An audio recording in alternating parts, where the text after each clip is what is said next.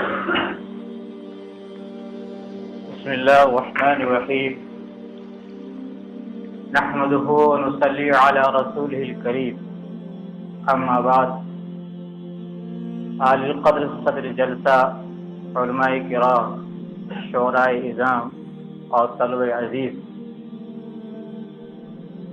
آج اس ادبی محفل میں موضوع مقالہ ہے عربی نعت پاک قصید بردہ کا تنقیدی جائزہ۔ حضرات، اسلام سے پہلے شعر و سخن جو اصناف ملتے ہیں ان میں ایک صنف مدح کی ملتی ہے۔ زمانہ جاہلیت کے شعراء، عمراء، بادشاہوں اور سرداروں کی شان میں جو تعریفی اشعار کہا کرتے تھے اور مدح کے صنف میں شمار ہوتے تھے، اسلام آنے کے بعد اس میں ایک صنف کا اضافہ ہوا، یعنی نعت پاک، جس کو عربی زبان میں المدیح النبوی کہا جاتا ہے۔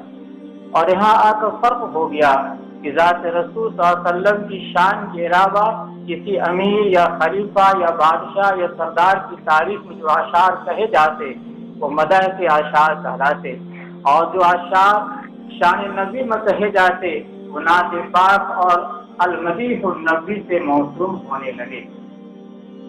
بس وہ تمام اشعار نعت پاک میں شمار ہوں گے جو اللہ کے رسول صلی اللہ علیہ وسلم کی ذات، صفات، اخلاق و کردار، عادت و اخبار، غزوات، مدینہ منورہ کی زیارت کے شوق میں اور آپ صلی اللہ علیہ وسلم کی عقیدت و محبت میں کہے جا چکے ہیں اور جو کہے جائیں گے۔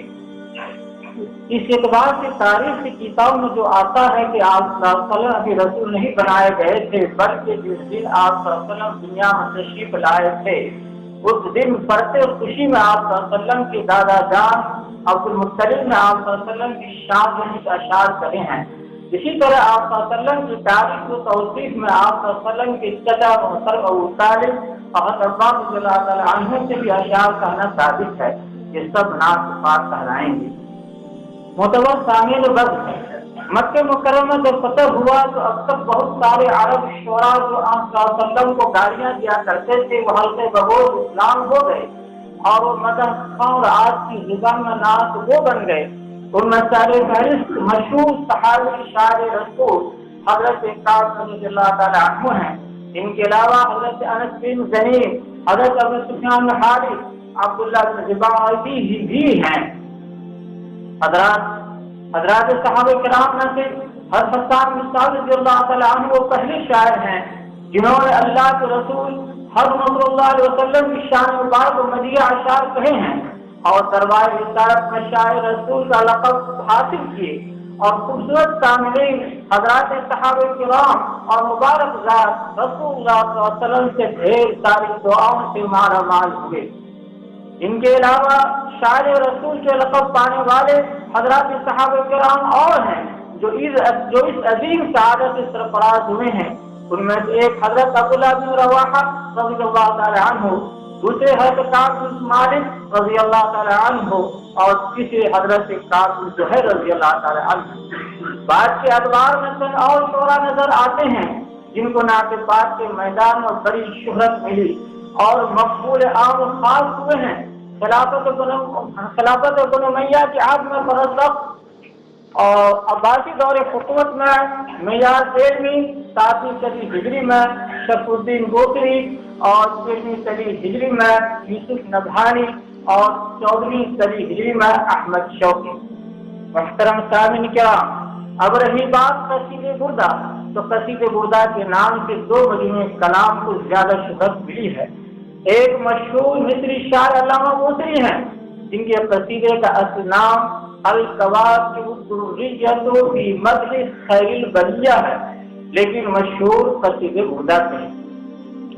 دوسرا قصیدہ بردہ مشہور صحابی رسول صلی اللہ علیہ وسلم حضرت کعب رضی اللہ تعالی عنہ کا ہے، جس کا پس منظر یوں ہے کہ جب سرزمین عرب پر اسلام کا بول بالا ہونے لگا، لوگ اسلام کی طرف مائل ہونے لگے، تو معلوم کرنے کے ارادے سے حضرت کعب بن زہیر اور ان کے بھائی حضرت زہیر بن زہیر رضی اللہ تعالیٰ عنہ مدینہ کی طرف روانہ ہوئے۔ دونوں جب مقام ابرق اجزاد پر پہنچے تو حضرت زہیر رضی اللہ تعالیٰ عنہ نے کہا کہ کہ तुम यहीं ठहरो, मैं सुनकर आता हूँ वो क्या कहते हैं। हज़रत रज़ियल्लाहु ताला अन्हु वहीं रुक गए और इंतजार करते रहे। हज़रत रज़ियल्लाहु ताला अन्हु वापस नहीं आए। तशवीश हुई, आखिर क्या हुआ। तफ्तीश के बाद मालूम हुआ वो तो मुसलमान हो चुके हैं और मदीना ही में मुकीम है। इनको गुस्सा आ गया और उन्होंने अपने भाई हज़रत बुजैर और आप सल्लल्लाहु अलैहि वसल्लम पर बरस पड़े और गुस्ताखाना अशार कहे। जब ये अशार आप सल्लल्लाहु अलैहि वसल्लम के पास पहुंचे तो आप सल्लल्लाहु अलैहि वसल्लम को बड़ी तकलीफ हुई और उनके खून को मुबह कर दिया और यूं फरमाया, मन लक़िया कअबन फलयक़्तुलहु, जिसकी मुलाकात काब से हो वो उसे कत्ल कर दे। देखिए मुस्तदरक हाकिम किताब मारिफतुस सहाबा जिल्द 3 सफ़ा 670। इसके बाद उनके भाई हज़रत बुजैर रज़ियल्लाहु ताला अन्हु जो उस वक्त मुसलमान हो चुके थे, उन्होंने अपने भाई काब रज़ियल्लाहु ताला अन्हु को खबर दी, अब तुम्हारी खैर नहीं, हुज़ूर तुम्हारे खून को गवाह कर चुके हैं। इसके बाद दोबारा खत लिखा, मेरा यह खत तुम तक पहुंचे तो तुम जल्दी आ जाओ और इस्लाम कबूल कर लो, क्योंकि जो भी रसूलुल्लाह सल्लल्लाहु अलैहि वसल्लम के पास आता है और वो गवाही देता है अल्लाह के अलावा कोई माबूद नहीं और हज़रत सल्लल्लाहु अलैहि वसल्लम अल्लाह के रसूल हैं, तो रसूलुल्लाह सल्लल्लाहु अलैहि वसल्लम उसके इस्लाम को कबूल कर ले रहे हैं और उसको माफी का परवाना अता फरमा दे रहे हैं। चुनांचे इस खत के मिलने के बाद हज़रत रज़ियल्लाहु ताला अन्हु परेशान हुए। जमीन उनके पांव तले खिसक गई। जमीन कुशादा होने के बावजूद उस पर तंग हो गई। उनके पास इस्लाम कबूल करने के अलावा कोई चारा नहीं रहा। इस्लाम को गले से लगा लिया और आप सल्लल्लाहु की शान में वो तारीखी कसीदा कहा जिसको हम और आप कसीदे खुदा से जानते हैं। चुनांचे आप सल्लल्लाहु की ज़ियारत और इज़हार इस्लाम के लिए मदीना मुनव्वरा का रास्ते सफर बांधा। इधर रसूलुल्लाह सल्लल्लाहु अलैहि वसल्लम फतेह मक्का और ताइफ की मुहिम से वापस आ चुके थे। चुनांचे हज़रत रज़ियल्लाहु ताला अन्हु मदीना मुनव्वरा पहुंचते हैं, अपनी सवारी मस्जिद के दरवाजे से बांध देते हैं, मस्जिद नबी के अंदर दाखिल होते हैं और आप सल्लल्लाहु अलैहि वसल्लम अपने साथी के साथ तशरीफ फरमा होते हैं। हज़रत रज़ियल्लाहु ताला अन्हु खुद फरमाते हैं कि मैं आप सल्लल्लाहु अलैहि वसल्लम के पास जाकर बैठ गया और इस्लाम लाया और मैंने यूं कहा, मैं गवाही देता हूँ कि अल्लाह के सिवा कोई माबूद नहीं और आप सल्लल्लाहु अलैहि वसल्लम अल्लाह के रसूल हैं। कि अल्लाह के रसूल मुझे अमान अता फरमाइए। आप सल्लल्लाहु अलैहि वसल्लम ने फरमाया, तुम कौन हो? मैंने कहा, मैं कादिर ज़ुहैर हूँ। आप सल्लल्लाहु अलैहि वसल्लम ने फरमाया, वाह खुदा, तुम मामून और महफूज हो। उसके बाद अपना कसीदा सुनाना शुरू किया। हजरत मूसा बिन उक़बा रज़ियल्लाहु अन्हु की रिवायत है कि काब बिन ज़ुहैर रज़ियल्लाहु अन्हु जब इन दर्ज ज़ैल अशार पर पहुंचे, इन्ना रसूल लनूर इस्तवाउ बिही, इन्ना रसूल लनूर इस्तवाउ बिही वस्सारु बिल्लाहि मसलूलु फी फित्यतिन मिन कुरैश क़ाल क़ाइलुहुम लिवक़्त मक्का लम्मा अस्लमू ज़ूलु। रसूलुल्लाह सल्लल्लाहु अलैहि वसल्लम के नूर हिदायत हैं, जिनकी हिदायत की रोशनी फूटती है और हासिल की जाती है। अल्लाह की एक खींची हुई तेज धार तलवार है। वो कुरैश के ऐसे नौजवानों में से हैं कि वादी मक्का में जब लोग तहज़्ज़ुब इस्लाम ला चुके, उनके कहने वालों में से किसी ने कहा यहाँ से चले चलो। इसके बाद रसूलुल्लाह सल्लल्लाहु अलैहि वसल्लम अपनी आस्तीन से लोगों की तरफ इशारा फरमाया ताकि लोग उनकी बात को गौर से सुने। जब वो पूरा कसीदा पढ़ के फारिग हो गए तो रसूलुल्लाह सल्लल्लाहु अलैहि वसल्लम ने उनकी चादर पोशी फरमाई। आप देखिए मुस्तदरक हाकिम और इसी तरह से हाफिज़ हजर की किताब अल-इसाबा।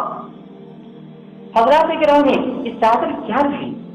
मजलू बुजुर्गी और पायदार सादत खुशबख्ती का आयनादार, रहती दुनिया तक नाते पाक की अपनी मिसाल आपके अंतिम मुस्कुश की यादगार।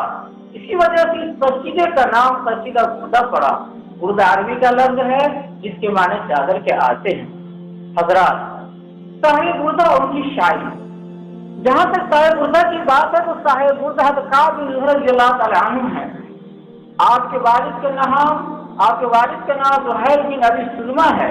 आपकी माँ का नाम कब्शा बिन अम्मार है। आपका ताल्लुक शायरी खानदान से है। आपके दादा अबू सुलमा शायर, आपकी बाप शरीक बड़ी फूफी सलमा शायर, آپ کی بہن خنسا شاعر، آپ کے بھائی گجیر شاعر، آپ کا بیٹا عقبہ شاعر، آپ کا پوتا عوام شاعر، اور آپ کے والد محترم زہیر بن ابی سلمہ منیت عرب جاہلین کے مشہور ترین شاعر ہیں۔ ان کا شمار تو معلقات کے شاعروں میں ہوتا ہے۔ وہ شعر و سخن کی تربیت کے ایک مدرسہ چلاتے تھے جس کا نام مدرسہ اوفیہ ہے، جہاں مدرسے میں بہت سارے شعراء تربیت پاتے تھے، وہی ان کے بچے بھی شعر و سخن کی تربیت پاتے تھے۔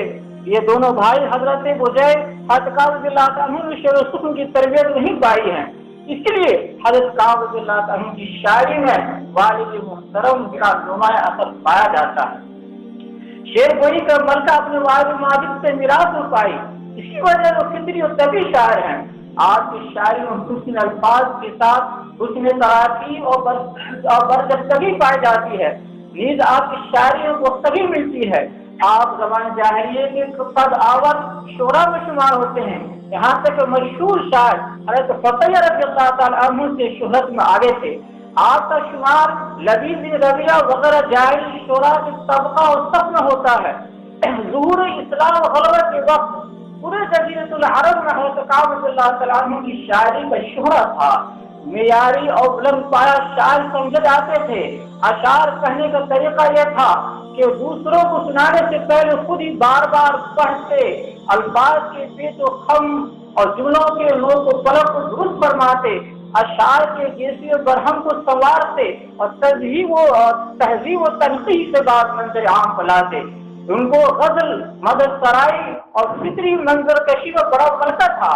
ان کے اکثر اشعار مدح یہ جو وقت حماسہ پر مشتمل ہے۔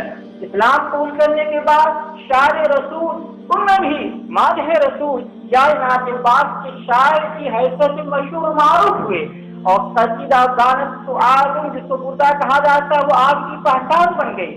آپ کا بڑے مشہور و خضرمی شعراء میں شمار ہوتے ہیں۔ آپ کی شاعری اور اشعار کی عظمت اس سب سے بڑی دلیل یہ ہے کہ آپ کے اشعار سے، آپ رضی اللہ عنہ کے اشعار سے ادبا، بلغا، لغویین اور نحویین استدلال کرتے ہیں۔ اور حضرات گرامی، یہ قصیدہ بردہ سے بعض لوگوں کو بڑی عقید محبت رہی ہے، جو بعض مرتبہ خاص تجاوز کی عقیدت گزر گئی ہے، اس پر اشارہ کرنا چاہتا ہوں کہ بعض صوفیاء کرام اس قصیدے کو اللہ تعالیٰ کے تقرب کا ذریعہ بنایا۔ کتابوں میں لکھا ہے کہ بعض علماء اپنی کسی مجلس کا آغاز قصیدے بردہ کی خواندگی سے کیا کرتے تھے، مقصد اس عقیدت و محبت کا اظہار، اس سے برکت کا حصول۔ ان سے پوچھا کہ آپ بڑے اہتمام اور انتظام سے ایسا کیوں کرتے ہیں، تو انہوں نے جواب دیا کہ دراصل ایک بزرگ نے خواب میں رسول اللہ صلی اللہ علیہ وسلم یہ فرماتے ہوئے سنا، میں اس سے محبت کرتا ہوں، یعنی قصیدہ بردہ سے میں اس سے محبت کرتا ہوں، اور جو اس سے محبت کرے میں اس سے محبت کروں گا۔ بہرحال یہ صوفیاء کرام کا اپنا عمل ہے، اس کا دین سے کوئی تعلق نہیں ہے اور نہ ہی یہ دین کا کوئی حصہ ہے، کیونکہ عام لوگوں کا خواب انبیاء کرام علیہ السلام کے خواب کی طرح نہیں ہوتا ہے۔ حضرات گرامی، قصیدہ بردہ کا تنقیدی جائزہ۔ قصیدہ بردہ بانسعاد کل اشعار صحیح روایت کے مطابق، جیسا کہ حاکم نے مستدرک الکشیین کے اندر نقل کیا ہے، وہ کل 50-58 ہیں، اور شارح اول ابو زید محمد بن خطاب قریشی نے اپنی کتاب جمہرۃ اشعار العرب میں 58 اشعار نقل کیے ہیں۔ جہاں تک اس قصیدے کا تنقیدی جائزے کی بات ہے، تنقید کا مطلب ہم اور آپ جانتے ہیں کسی شے کی خوبی و خامی کو بیان کرنا۔ اسی سے نقد درہم و دینار آتا ہے، یعنی درہم و دینار کو پرکھنا، آیا وہ خالص سونے چاندی کا سکہ ہے یا کھوٹ نہیں ہے اس میں۔ بہرحال اس قصیدے بردہ کا حال یہ ہے، ظاہری و باطنی، لفظی و معنوی، اندرون و بیرون، ہر چہار سو سے خوبیاں ہی خوبیاں کی پر ہے۔ اس زمانے کے مربت الفاظ، معروف و مانوس، خوبصورت الفاظ سے بھرپور، گھٹیا و سچی کلمات سے عاری، عامی تراکیب سے خالی، تاکید لفظی و معنوی سے صافی، شستہ و سستہ زبان، جاذب دل اور پرکشش اسلوب، ساحرانہ و عاشقانہ انداز، عشق نبی اور محبت رسول میں ڈوبا ہوا گلدستہ، بلکہ دیوانگی کی حد تک ایک انوکھی ادا، خراما آہستہ آہستہ، دھیرے دھیرے، لرزاں اور ترساں، سہمے قدم بڑھاتے چلے جا رہے ہیں۔ ایک طرف محبت و عشق رسول میں سرشا، تو دوسری طرف ندامت کا پیکر، زبان لڑکھڑاتے سنبھل جاتی ہے۔ اب کا خاصدار بن کر، تم ساعت کی مجسم خادم بن کر عرض سنا ہوتی ہے، اب ادھر کا واسطہ دے کر ملتمس ہوتی ہے۔ بالآخر پروانے اب مل جاتا ہے۔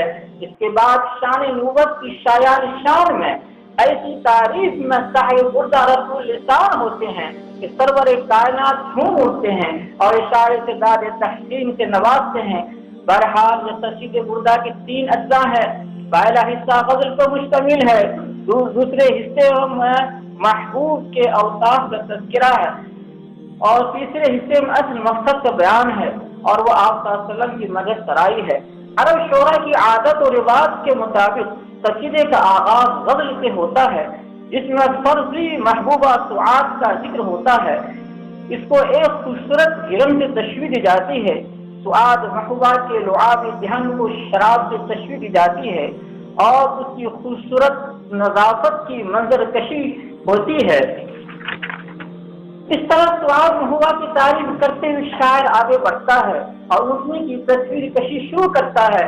اس کے بعد دربار نبی میں حاضری کے وقت اپنی گھبراہٹ، ڈر و خوف، زمین کی کشادگی کے باوجود تنگدانی کا ذکر کرتے ہوئے عرض گزار ہوتا ہے، آپ دوسروں کی بات پر نہ رہیں، مجھے آپ کی دھمکی آمیز خبر ملی ہے، لیکن چونکہ آپ رحمت عالم بن کر آئے ہیں، آپ حلم و بردبار کے پیکر ہیں، آپ عظیم حسن اخلاق کے حامل ہیں، آپ محبت وحی الہی ہیں۔ اس طرح صاحب بردہ آپ صلی اللہ علیہ وسلم سے مستقل رحم و کرم اور کو مہربانی کی درخواست کرتے ہوئے اپنی گھبراہٹ اور خوف کا نقشہ کھینچتا ہے، اور آپ صلی اللہ علیہ وسلم کی زبردست طاقت و قوت کا ذکر کرتا ہے، اور اس مشہور مصرے پر پہنچتا ہے جس مصرے نے ہم صلی اللہ علیہ وسلم کو اپنا اسیر بنا لیا اور آپ صلی اللہ علیہ وسلم کو داد کی تحسین دینے پر مجبور کر دیا۔ وہ مصرع یہ ہے، ان رسول یعنی یقین رسول اللہ صلی اللہ علیہ وسلم نور ہدایت ہے، جس ہدایت کی روشنی پھوٹتی ہے، حاصل کی جاتی ہے، لوگ سیدھا راستہ پاتے ہیں۔ اللہ کھینچی ہوئی تیز دھار دہنہ تلوار ہیں، جس سے اشارہ عظیم سیاسی قدرت طاقت طرف ہوتا ہے۔ بس اب میں آخر میں اپنی بات آپ حضرات سامعین ادب نواز کی حسن سماعت کو شکریہ کے ساتھ ختم کرتا ہوں، اور دعا گو ہوں اللہ تعالی ہم سب کو حقیقی محب رسول عاشق نبی بنائے۔ وآخر دعوانا الحمدللہ رب العالمین۔